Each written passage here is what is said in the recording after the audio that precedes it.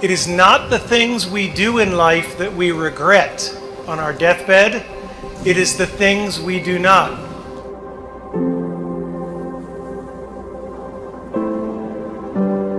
Because I assure you, I've done a lot of really stupid things, and none of them bother me. All the mistakes and all the dopey things and all the times I was embarrassed, they don't matter.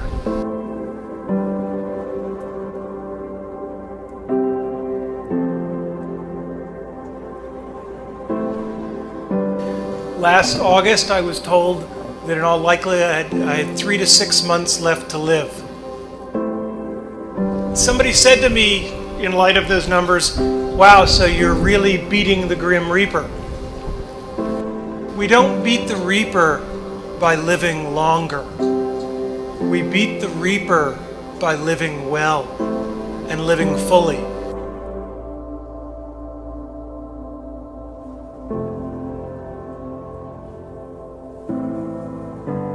For the Reaper will come for all of us.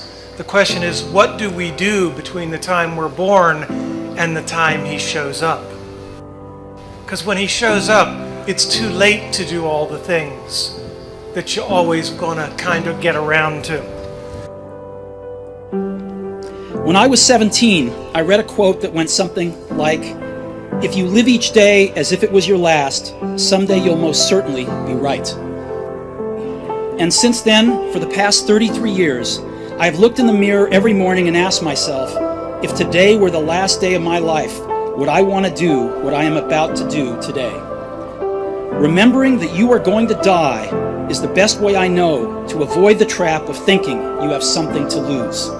You are already naked. There is no reason not to follow your heart. And you will need to find your passion.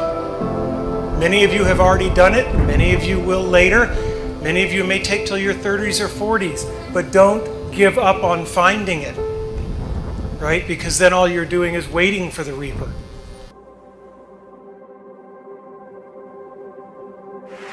As a child, my parents always told me you could be whatever you want to be. You could do whatever you want to do.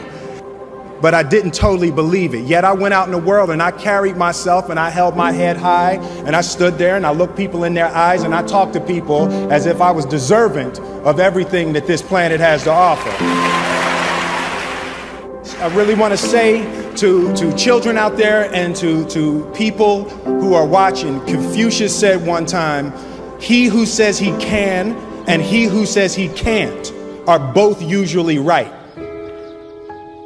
And I want you to keep in your heart, just know that you can. Know that you can. And it is going to get hard and you're going to want to quit sometimes, but it'll be colored by who you are and more who you want to be. I definitely found that wanting to be an actor stems from wanting to be somebody. I said, I'm not losing. I'm still here, I'm fighting, I'm not losing. When you die, it does not mean that you lose to cancer.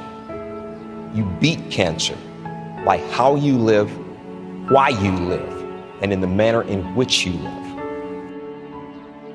Find your passion and follow it. You will not find that passion in things. And you will not find that passion in money. Because the more things and the more money you have, the more you will just look around and use that as the metric, and there will always be someone with more. I want the world to be better because I was here. If you are not making someone else's life better, then you're wasting your time. You know, like your life will become better by making other lives better. The first step before anybody else in the world believes it is you have to believe it. Being realistic is the most commonly traveled road to mediocrity. Why would you be realistic? What's the point of being realistic?